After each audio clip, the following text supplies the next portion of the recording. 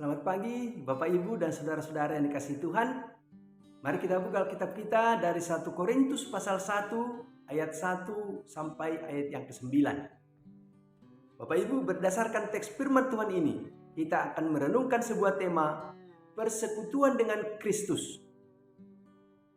Bapak Ibu, kalau kita memperhatikan teks kita pagi ini, di sini Rasul Paulus menyebutkan bahwa jemaat di Korintus telah dikuduskan dalam Kristus Yesus dan dipanggil menjadi orang-orang kudus.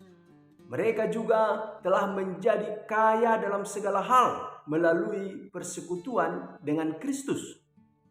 Saudara, ini menekankan pentingnya memiliki persekutuan yang erat dengan Kristus dan bagaimana hal itu akan memberikan kekayaan dan memberikan kekuatan kepada kita di dalam hidup kita. Karena itu ada 4 hal yang dapat kita pelajari dari teks ini Bapak Ibu. Yang pertama, apa itu persekutuan dengan Kristus? Bapak Ibu, persekutuan dengan Kristus adalah hubungan yang erat dengan Kristus sebagai Tuhan kita. Saudara, ini bukan hanya sebuah hubungan yang teoritis, tetapi juga sebuah hubungan yang nyata dan personal. Kita memiliki persekutuan dengan Kristus ketika kita percaya kepadanya, ketika kita menerimanya sebagai juru selamat kita dan mematuhinya sebagai Tuhan kita. Yang kedua, mengapa persekutuan dengan Kristus penting?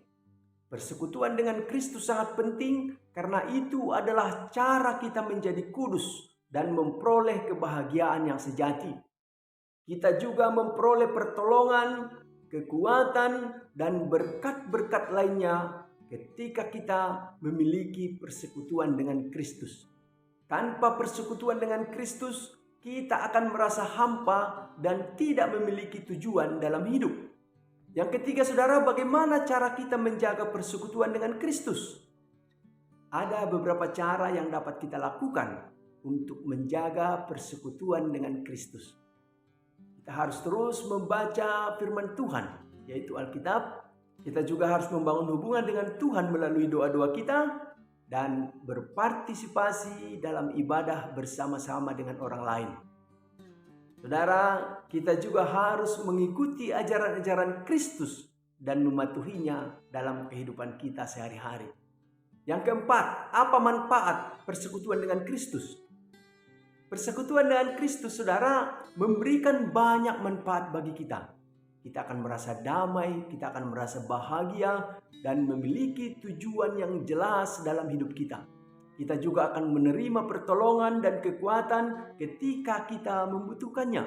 Kita juga akan memperoleh keabadian di sorga dan dapat membantu orang lain mengenal Kristus dan memiliki persekutuan yang erat dengan Dia. Karena itu saudara, bangunlah selalu persekutuan dengan Kristus agar kita dapat selalu hidup di dalam berkat Tuhan.